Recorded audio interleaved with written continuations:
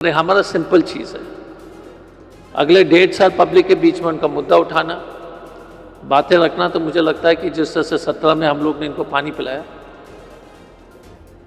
इस बार हम उनको पूरी तरह से पानी पिलाएंगे। मुझे लगता है कि आम आदमी पार्टी के साथ दूर दूर तक हमारा कोई संबंध नहीं है, मेरा जो और उन्होंने और आम आदमी पार्टी, हमारा कहने की भारतीय जनता पार्टी का बी टीम हो चुकी है। 6 months is a long period in politics.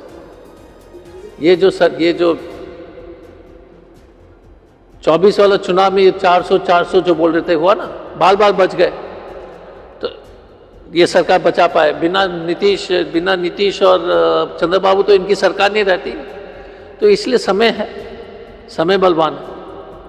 मेरा इतना कहना है कि क्या आज भारत में अलग भाजपा के प्रदेश में दंगे होते हैं तो अलग है, वो भी तो विफलता है। કોંગ્રેસ પાર્ટી થકી થોડા દિવસ પહેલા ગુજરાતમાં અધિવેશન બોલાવવામાં આવ્યો હતો અને રાહુલ ગાંધી પણ ગુજરાત આવ્યા હતા। ત્યારબાદ નેશનલ હેરાલ્ડનો કેસ ઉછળ્યો છે અને ભાજપ આક્રમક થઈને કોંગ્રેસ પર હમલાવર થઈ છે અને આ આરોપ છે કોંગ્રેસનો। આ એક પ્રેસ નોટ રિલીઝ કરી છે કોંગ્રેસ દ્વારા, જેની અંદર લખવામાં આવ્યું છે કે કોંગ્રેસનો જે અધિવેશન ગુજરાતમાં બોલાવવામાં આવ્યો હતો ત્યારબાદ જે નેશનલ હેરાલ્ડનો કેસ બહાર લઈને ભાજપ ફરીથી આવી છે। આના ઉપર અમારી સાથે વાત કરશે જે કોંગ્રેસના नेशनल सेक्रेटरी है डॉक्टर अजय कुमार जी, ये बताइए कि जो कांग्रेस का अधिवेशन गुजरात में हुआ था उसके बाद नेशनल हेराल्ड का केस निकला है क्या, जैसे ये प्रेस नोट में बताया जा रहा है? नहीं, जैसे ही गुजरात के अधिवेशन के बाद ये चार्जशीट दायर की गई है 9 अप्रैल को, 11 अप्रैल को 1 साल पूरा हो रहा था, उसके बीच में उनको चार्जशीट दाखिल करना था। ये 8th वंडर है। दुनिया में 7 वंडर्स तो आपने सुना होगा, ये 8th वंडर है, क्योंकि ना तो कोई केस बनता, ना कोई पैसा है, कुछ ही चीज की बात ही नहीं है। इन्होंने जबरदस्ती एक काल्पनिक मुकदमा बना करके कांग्रेस को जो है परेशान करने के लिए, सोनिया जी, राहुल जी और कांग्रेस पार्टी को और परेशान करने के लिए केस किया और ध्यान भटकाने के लिए। सूरत का डायमंड इंडस्ट्री खत्म हो रहा है लेकिन देश में कोई चर्चा नहीं, बेरोजगारी बढ़ रही है, तो ये सब ध्यान भटकाने वाली एक और स्कीम है भारतीय जनता पार्टी का। क्या इसीलिए है, जैसे कि प्रेस नोट में आपने द्वारा लिखा गया है कि कांग्रेस के ऐतिहासिक गुजरात अधिवेशन से बौखलाए, इसमें लिखा गया है कांग्रेस के ऐतिहासिक गुजरात अधिवेशन से बौखलाए मोदी शाह की जोड़ी ने फिर से कांग्रेस पार्टी पर ईडी का आपराधिक वसूली मशीन छोड़ दिया है। ठीक है, तो ये इसीलिए किया जा रहा है? नहीं, क्योंकि इनको मालूम है, देखिए जैसे राहुल जी ने कहा कि गुजरात में हम हराएंगे इनको, तो इसलिए उन्होंने डिसाइड किया कि अनाप शनाप केस बना करके परेशान करेंगे। ये गुजरात जो है, क्योंकि गुजरात में ये हार गए तो फिर उनकी उल्टी गिनती जो है पूरे इंडिया में शुरू हो जाएगी, तो इसलिए परेशान करने के लिए किया गया है। गुजरात में कांग्रेस की स्थिति इतनी ठीक नहीं है, हराने की कोशिश तो बहुत सालों से हो रही है लेकिन हार नहीं पा रहे हैं बीजेपी वाले। 17 में तो हराते ये हम लोग जीतते हम सफल नहीं हो पाए, और 17 तो सिर्फ 9 साल पहले की बात है। तो इसलिए फिर से वो स्थिति आएगी, हम इनको हराएंगे पक्का। पब्लिक परेशान है, गरीबी है, बेरोजगारी, सूरत का देख लो, आप सूरत में बैठे हुए देख लीजिए क्या है, हराएंगे पक्का। तो क्या मुद्दे रहेंगे इनको गुजरात में हराने के? अभी तो बाई इलेक्शन चल रहा है, तो वहाँ पे विसावदर विधानसभा में जो चुनाव हो रहा है वहाँ पे आम आदमी पार्टी पहले विधानसभा में आपके साथ थी, उसके बाद अब अलग हो गई है। नहीं, तो उनके साथ तो नहीं, मुझे तो वो तो इन प्रदेश अध्यक्ष जी बता सकेंगे। मुझे नहीं लगता है कि आम आदमी पार्टी के साथ दूर दूर तक हमारा कोई संबंध नहीं है, मेरा जो और उन्होंने और आम आदमी पार्टी, हमारा कहने की भारतीय जनता पार्टी का बी टीम हो चुकी है गुजरात में, कम से कम उस पर हम चर्चा नहीं करें। हमारा सिंपल चीज़ है, अगले 1.5 साल पब्लिक के बीच में उनका मुद्दा उठाना, बातें रखना। तो मुझे लगता है कि जिस तरह से 17 में हम लोग ने इनको पानी पिलाया, इस बार हम उनको पूरी तरह से पानी पिलाएंगे। 17 में माहौल पूरा पाटीदार आंदोलन का था, तो अब वो माहौल तो गुजरात में कांग्रेस को मिलेगा नहीं, तो फिर पानी किस तरह से पिलाएंगे? नहीं, आप देख लीजिए ना, समय बहुत होता है सर। चुनाव, अंग्रेजी में कहावत है, 6 months is a long period in politics. ये जो 24 वाला चुनाव में ये 400 जो बोल रहे थे हुआ ना, बाल बाल बच गए। तो ये सरकार बचा पाए। बिना नीतीश और चंद्रबाबू तो इनकी सरकार नहीं रहती। तो इसलिए समय है, समय बलवान है।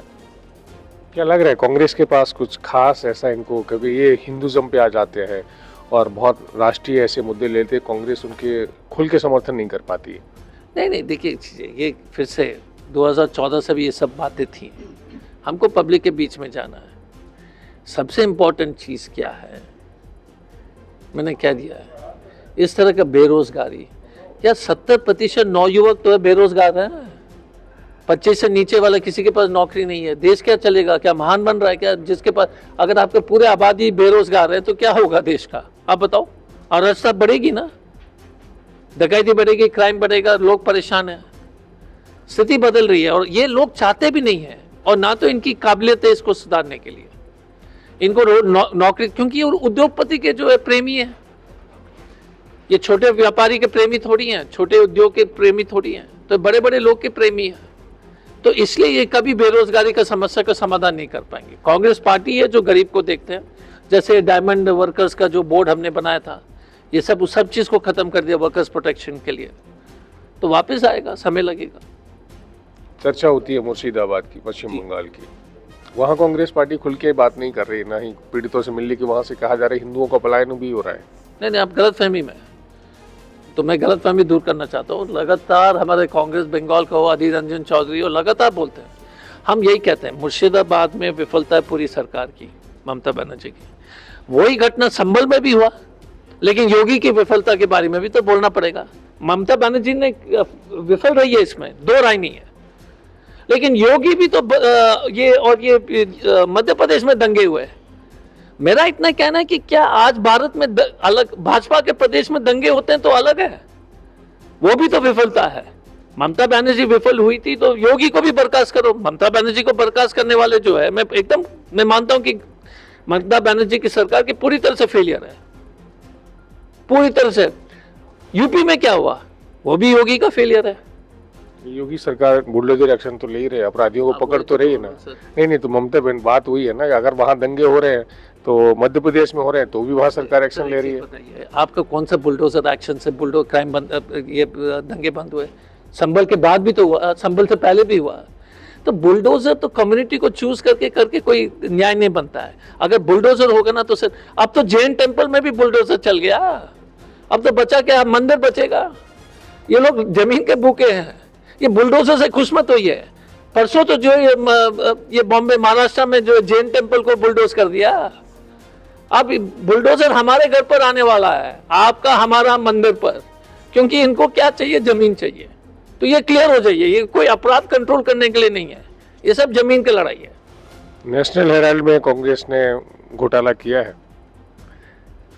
वही मैं बोल रहा था, ये 8th वंडर है, पहले भी मैंने शुरू किया। नो मनी, आपने 5000 करोड़ के सुनते रहते हैं, वो सर इनकम टैक्स बोलते हैं 400 करोड़ का प्रॉपर्टी है। इनकम टैक्स, इन्हीं की इनकम टैक्स 15 में क्लोज होती, इनके समय में जब ये सरकार में आए थे तो 15 में इन्होंने केस क्लोज किया, फिर से रीओपन कर दिया। आप बताओ किस लिए? 98% क्यों ऑपोजिशन के लोग हैं और 1% कन्विक्शन क्यों है ईडी का? 1% है ना, तो आप बताओ बकवास वाले केस नहीं है। और 98% सिर्फ विपक्ष के नेता के खिलाफ केस है, 98%। तो ये दूध के धोले, आप तो गुजरात से हो, सबको जानते हो।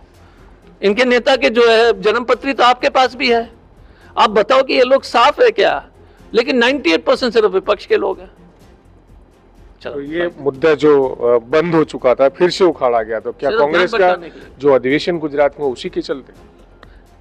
कांग्रेस के अधिवेशन हो, सूरत के डायमंड इंडस्ट्री हो, चीन घुसने वाली बात हो, बेरोजगारी बात हो, ध्यान भटकाना, टीवी शाम का 5 बजे से 8 बजे तक जनता को व्यस्त रखना है कोई टीवी डिबेट में, ताकि असली बात पर बात नहीं करे कि बेटा बेरोजगार है, घर की कमाई चल नहीं रही है, दूध का पैसे नहीं दिए। ध्यान भटकाने के लिए 5 बजे शाम से 8 बजे शाम तक यही डिबेट होगा।